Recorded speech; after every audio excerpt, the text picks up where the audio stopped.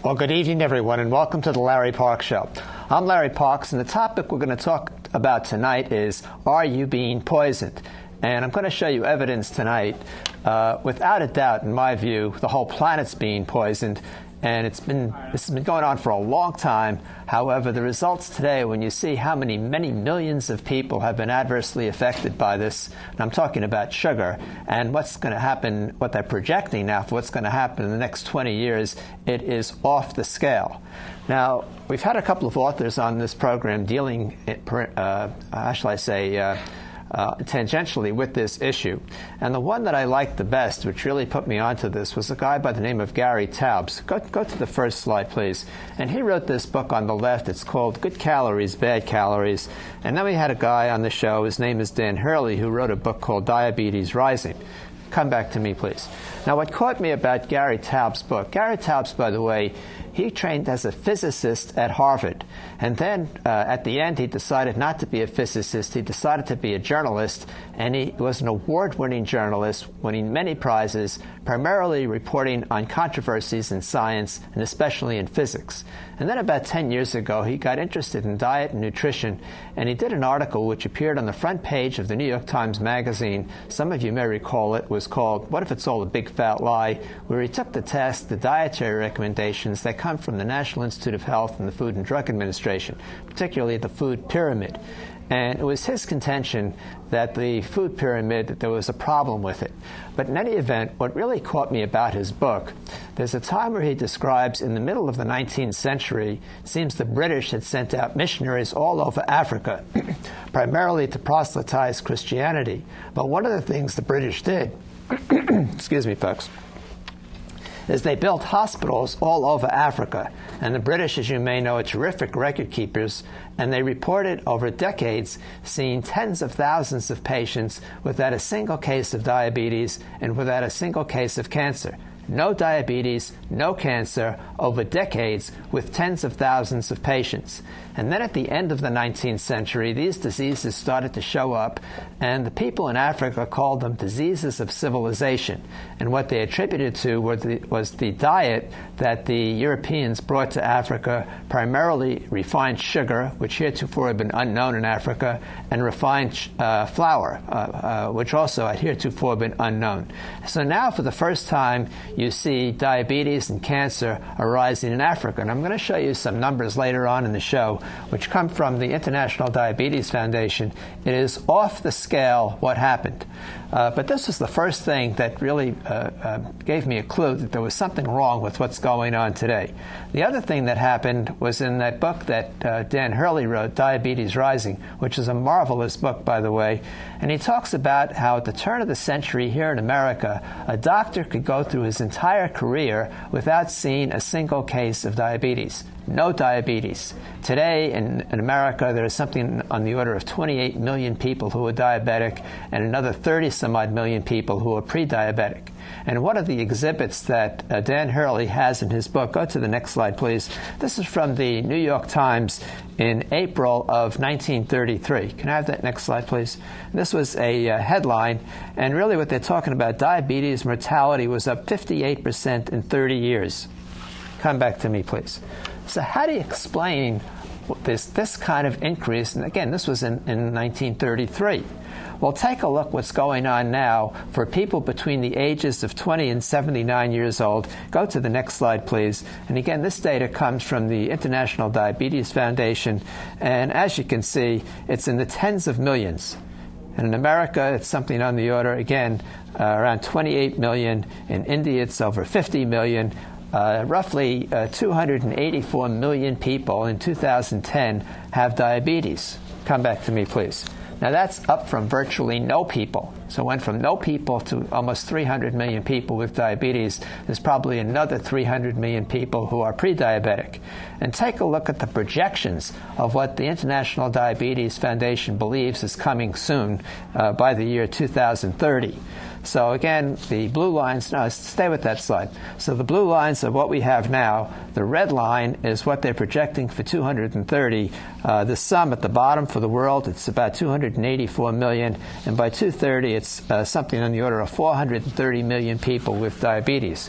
Come back to me, please. And when you get diabetes, folks, I mean, this is not a trivial disease. I mean, it has all kinds of complications. Stroke, I mean, you can't believe all the bad things that happen. Amputations, loss of eyesight. I mean, it's just horrendous. And take a look at the prevalence of diabetes in some of the various countries around the world. And these are the top 10 countries that have diabetes. In Malaysia, from 12% of the population. The United Arab Emirates, 19%. And Nauru, 30% of the people have diabetes. Come back to me, please. I mean, these are incredible numbers. What possibly could be the cause of this? And the spin that you get today from the major media and the health professionals is that people are watching too much television, they're sitting around, they're getting obese, and they get diabetes. Let me tell you, folks, I'm going to show you evidence now, which has been known for a very long time, that the culprit is sugar. And go to the next slide, please.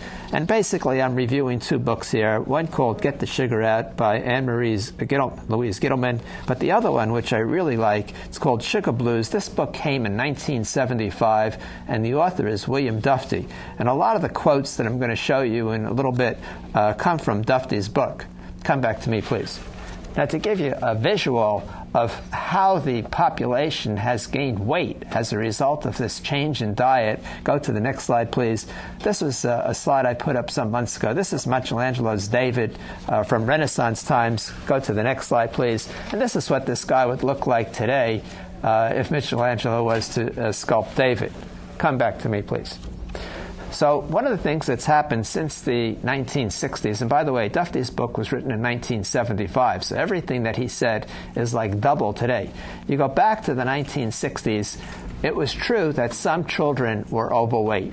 However, today, take a look what's happened to children's weight. And this data, by the way, comes from the Center for Disease Control. This is the percentage of overweight children among adolescents ages 6 to 11. So you go back to the late 1960s, 1970, between 74 roughly. It was roughly around 4+%. Today, it's 17.5% of adolescents are overweight. Roughly a 400% increase in a period of just about 40 years. And go to the next slide, please. And this is the percentage overweight of adults 20 years or older. So in 1960s, it was something like 40-some-odd%, 44%. Today, it's 66% of these people are overweight. Come back to me, please. So what has changed for these people? What's different today? I mean, the genes haven't changed. The physiology of human beings haven't changed in just 100 years. What's going on here? And what's going on, and again, I have a great deal of evidence to show you, but first I want to show you the increase in sugar consumption from colonial times to now. Go to the next slide, please. This data comes from Louise Gittleman's book. So you go back to the year 1800, the per capita consumption of sugar in America was something on the order of 12 pounds per person per year. In the year 2006, which is the latest year for which I have data, it's estimated to be something on the order of 180 pounds of sugar per year. 180 pounds of sugar per year. It's almost half a pound a day. Come back to me, please. Your pancreas, folks, nobody's pancreas, is set up to handle half a pound of sugar today. And the problem, and again, I'll have more evidence for you in just a minute, is that you get sugar not just from those little packets that you put in coffee, but every time you have a Coca-Cola or a Pepsi-Cola, you have maybe this much sugar in just a glass of Coke. And then there's all kinds of sugar that appears in disguised sugar. When you buy ketchup, for example, has a big sugar content. And you're getting sugar, you don't even know where you're getting sugar. You have pancakes, you're getting sugar. Anything, you're having sugar. How is it that so much sugar has gotten into our diet? And part of the reason is that the dietary recommendations that we have become politicized. They're not primarily based on science, they're based on politics. And one of the pieces of evidence that came to light to my attention that showed this, I had as a guest one time a guy named Bob Kaiser. Go to the next slide, please, who wrote a book called So Damn Much Money. Bob Kaiser, by the way, was the former national editor and managing editor for the Washington Post, meaning an establishment guy. And this book, So Damn Much Money, is a history the last 40, 50 years of the lobbying industry in America. Come back to me, please. And he told this story about lobbying through the eyes of a guy who's arguably the premier lobbyist in America. His name is Jerry Cassidy. And there came a time in the book when Cassidy is representing the Ocean Spray Company, and Ocean Spray wanted to get their product called cranberry juice into the school lunch program. The Food and Drug Administration objected because of the high sugar content. Next thing you know, he gets them to form a PAC, and the next thing you know, they're influencing the politicians, and the next thing you know, cranberry juice is in the school lunch program. Here's the quote from Kaiser's book. He says, Ocean Spray was having trouble getting cranberry juice approved by the Department of Agriculture for the federal food lunch program because of its sugar content was too high. At Cassidy's suggestion, Ocean Spray set up one of the early political action committees to funnel campaign contributions from cranberry farmers to politicians who could affect their business. Come back to me, please. And so what happens here, folks, is that the food recommendations, this is not based on science. The food recommendations that you get from the establishment, these are based on political contributions. And I'll have more to say about that in just a minute. And one of my board members from Fame, who's very high up in the food industry, and I mentioned to this person that it seemed to me that the food recommendations might have been politicized. This person said to me, just like that, she said, well, everybody in the food industry knows that. And she put me on to a guy, his name is Walter Willett. He's a doctor. He heads the nutrition department at Harvard.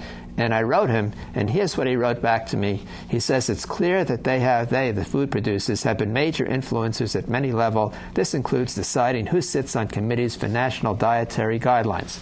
Come back to this guy is the head of the nutrition department at Harvard. So again, this is well known in the food industry, and I'll have more to say about this in a minute, but the point that I want you to get so far is that the food recommendations have become politicized. Now let me tell you a little bit about sugar terminology, and again, there's all kinds of misinformation, disinformation, incomplete information. Very few people understand what sugar is about. There's different kinds of sugar. So basically, something like glucose, this is a sugar that's found with other sugars and fruits and vegetables. This is natural sugar. It's always present in your bloodstream, and sometimes it's called blood sugar. Everybody has it, and you should have it. And then there's a kind of sugar called dextrose, which is derived synthetically from starch, also called corn sugar. And then there's something called fructose, which is fruit sugar, maltose, which is malt sugar, lactose, which is milk sugar, and then there's the real culprit here, sucrose, which is refined sugar made from sugar cane and sugar beet. Now, folks, here's the key line at the bottom. Glucose and sucrose are not the same thing. They have different chemical structures and affect the body differently. Come back to me, please. Now, one of the things I've been looking for, which I've had a lot of trouble getting, are the time series of the sugar consumption in various countries over a long period. And it turns out this data doesn't really exist at all, hardly, in America. However, there is one place where they did collect this data over a long period, and that's in Denmark. Go to the next slide, please. So if you go back to 1880, the sugar consumption per capita in Denmark was something on the order of 29 pounds. Not trivial. You go up to 1934, and then it's 113 pounds. Quite an increase. But take a look at the number of deaths per 100,000 over that period. So and that's the red line. So in 1880, it was something like 1.8 deaths per 100,000. You go up to 1934, and now it's pushing something like 18 deaths per 100,000. And it just tracks the increase in sugar. This comes from this fellow, William Duffy's book, and go to the next slide, please. And here he says, the point is inescapable. As sugar consumption escalates wildly, fatal disease increase remorselessly. And go to the next slide, please. And here he says, before World War II, Denmark had a higher consumption of sugar than any other European country. The word Danish also means a pastry sugar bomb. In Denmark, every fifth person suffers from cancer. Come back to me, please. I mean, this is damning information. But again, it's anecdotal, and so the guys in the sugar industry, they like to say, well, you need double-blind studies. You don't need double-blind studies to see what's going on here, folks. What's going on is that these people in Denmark and really around the world were being poisoned by sugar. I mean, our ancestors 500 years ago, 1,000 years ago, sugar was a very rare substance, and it was a very valuable substance. Today, I mean, wait till you see the numbers at the end, you're having just almost half a pound of sugar per day per capita. Now, there's a very interesting story in Dufty's book about the bubonic plague in the late 1600s. And go to the next slide, please. So he says in 1662, this is in September, 30,000 people died in London from bubonic plague. Quote, people who lived in the country virtually without sugar seemed to escape the plague. Had anyone called it the sugar plague, they might have been denounced as menaces to commerce and the crown and strung up to a gibbet. Come back to me, please. Now, why would that happen? Well, it turns out that in those days, sugar was the industry that oil is today. It was the major revenue generation for the crown, and nobody would get away with saying anything bad about sugar. But it's very telling that whereas 30,000 people died in London from the bubonic plague, people in the countryside where they had no sugar, they didn't have any bubonic plague. And go to the next slide, please. And about that time, there was a very prominent physician. His name was Thomas Willis. Here he coined the symptom of the plague. He called it diabetes mellitus. I mean, this is the first time you see this name. And really what it means, it comes from the Latin. It means sweet urine. And it really means the passage of inordinate amounts of extraordinarily sweet-smelling urine. Come back to me, please. So you go back to even 1,000 years ago. It's not like diabetes didn't exist, but it was extremely rare. And the way they would diagnose this is that they would taste your urine or smell the urine. If it tasted sweet, they knew what the disease was. But very, very few people had it. And again, going back to Dan Hurley's book, Diabetes Rising, he says at the turn of the century, the turn of the 20th century, in the year 1900 here in America, a doctor could go throughout his entire career without seeing a case of diabetes. So all of this, folks, it's a pandemic worldwide. This all came pretty much in the last 100, 200 years. Now, here's a quote that Dufty pulled from the Encyclopedia Britannica in 1911. And he says, quote, from the Britannica, the excessive use of sugar as a food is usually considered one of the causes of the disease. He's talking about diabetes, and obesity is supposed to favor its occurrence. But many observers consider that the obesity so often met with among diabetes is due to the same cause as the disease itself. Come back to me. And what's that cause, folks? Again, the cause is refined carbohydrates and sugar. And go to the next slide. And the treatment for this disease at the time, this is around 1911, diet is of primary importance inasmuch as it has been proved beyond question that certain kinds of food, and they don't say sugar, but it's sugar, have a powerful influence on aggravating the disease, more particularly those consisting largely of saccharin, i.e. sugar, and starchy matter. Come back to me, please. So they're talking about, again, sugar and refined carbohydrates. Today, you don't hear this. I mean, today they're looking for some magic pill, which is somehow going to cure this disease. And what's happened here in America, and you'll see some more evidence of this in just a minute, the only cures for disease that can go forward here in America are those that are proprietary, those that can generate a lot of profit. And the reason for that, partially, is that we have something called the Food and Drug Administration, and before you can get any kind of drug approved, you have to spend something like $500 million in tests. And who has $500 million in tests for any kind of remedy which is not proprietary?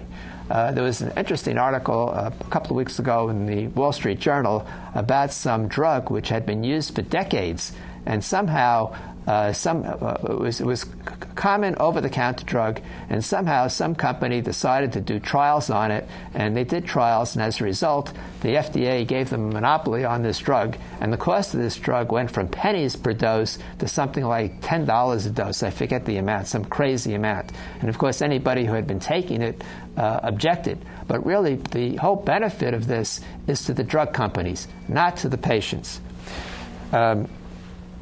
Let me show you another interesting quote from Dufty's book. He's talking about a Dr. Harris. He says, no Nobel Prize for him, discovering how low levels of glucose in the blood were a symptom of hyperinsulinism, that is, excessive insulin.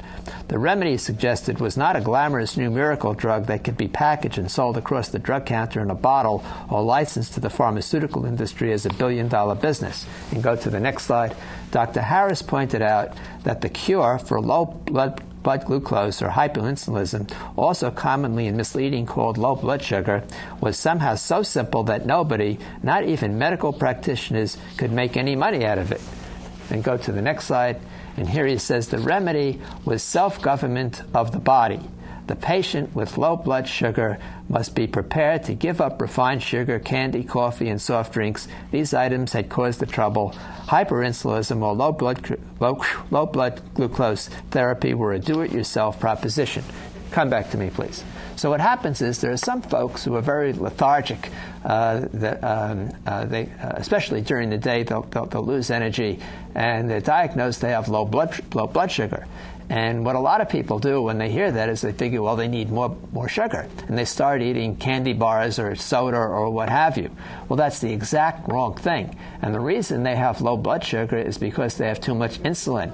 And the reason they have too much insulin is because they spike their pancreas by taking overdoses of sugar.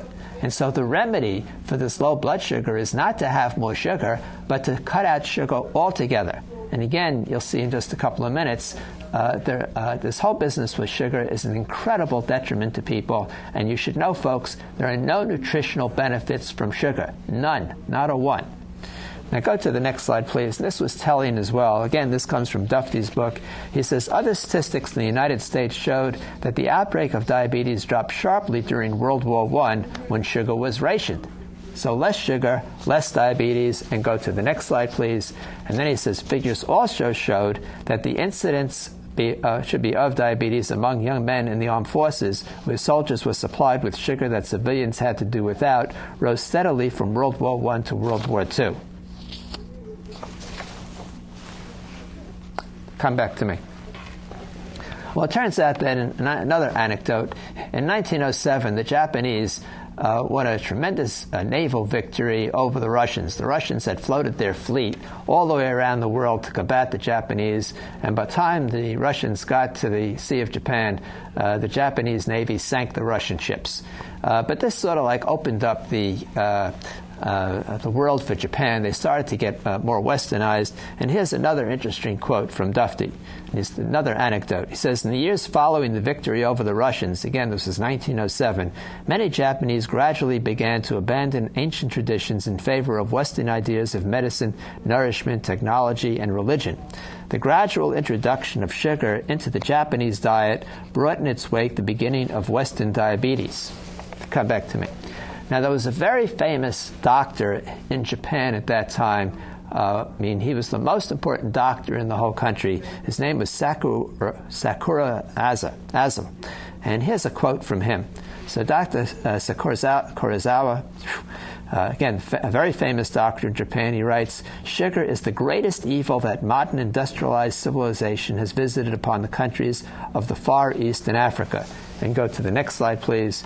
And again, complaining about insulin, he writes, once he's talking about diabetics, begin taking insulin, they can expect to feed the pockets of the doctors and the pharmaceutical corporations as long as they live.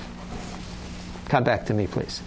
So at least some doctors, were mindful that what's going on here, folks, with diabetes is not the curing of diabetes, but really profit for the pharmaceutical companies.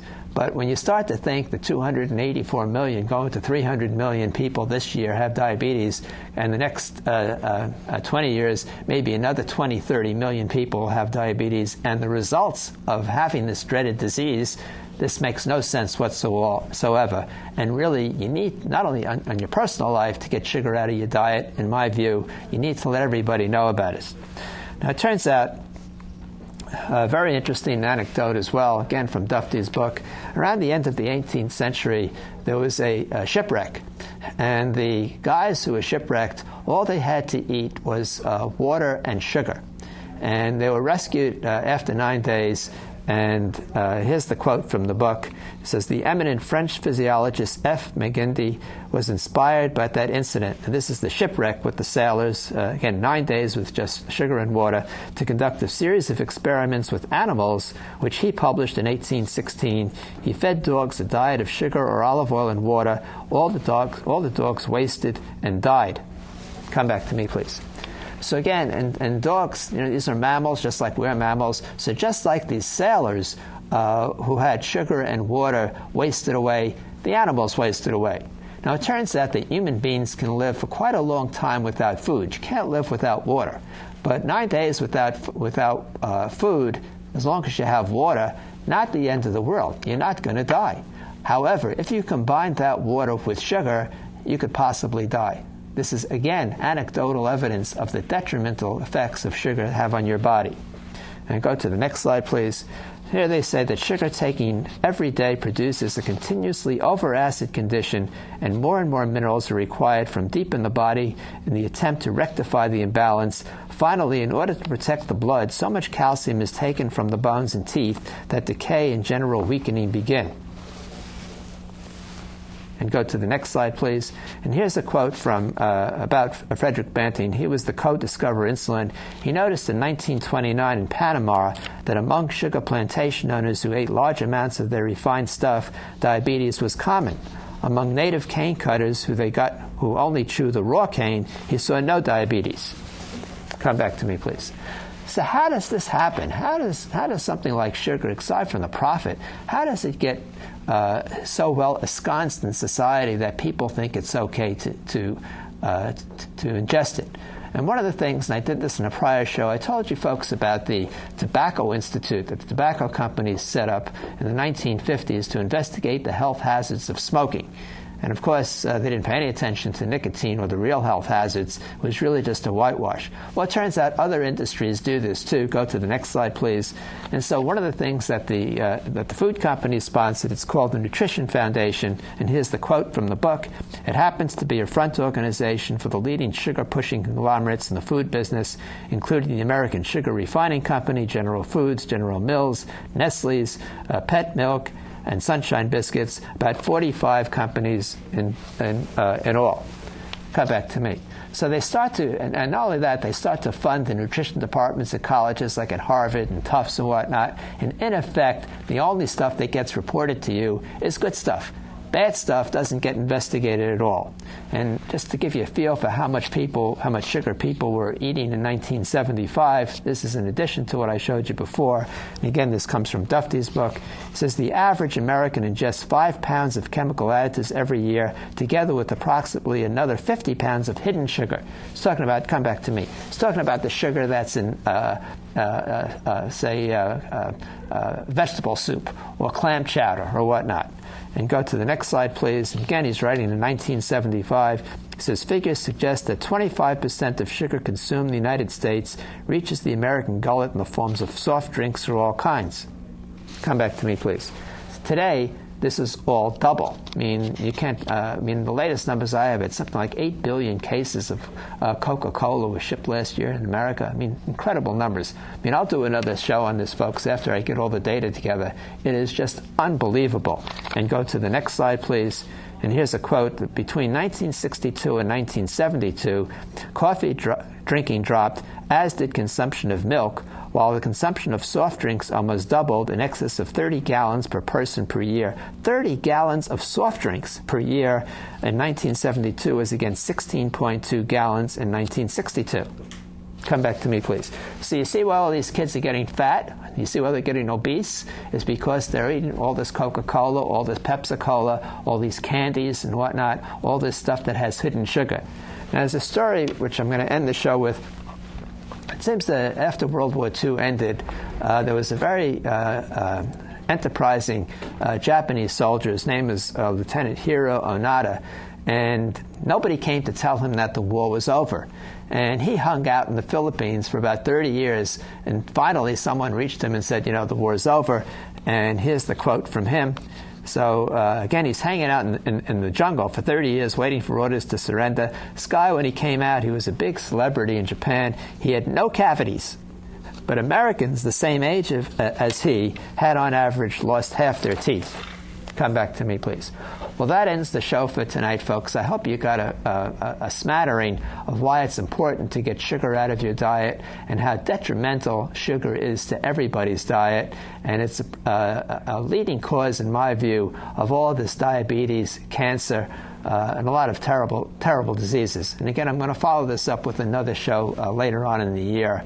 And again, I want to thank you all so very much for taking the time to watch the Larry Parks Show. I'm Larry Parks. Please do tune in again next week, and good night.